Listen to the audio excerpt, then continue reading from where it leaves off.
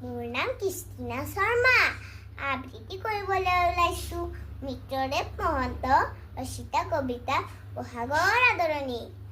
শুনা ঐ ছটাই পেঁপাতি বজাই ৰঙালী কাহলৈ পদূলি মুখত বাট চাই চাই থাকিম কিমান ৰয়।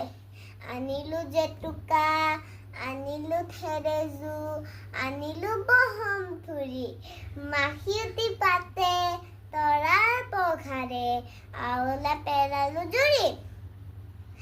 আনিলোঁ হালধি থেকেৰা বেঙেনা সাজিলোঁ বাঁহৰ চাক ঢোল পেঁপা টকা সুগৰ কৰিলোঁ সাৰিলোঁ চোতাল বাট।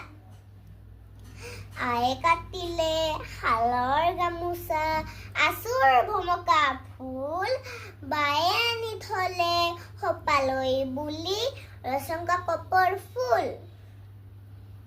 বহল পাতেৰে নাহৰৰ ডালি পিতাই আনিলে গৈ খুৰীয়ে পাতিলে মজিয়াত শলা তিল গুৰিয়াকৈ।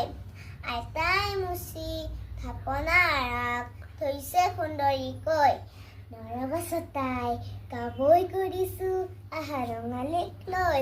ধন্যবাদ।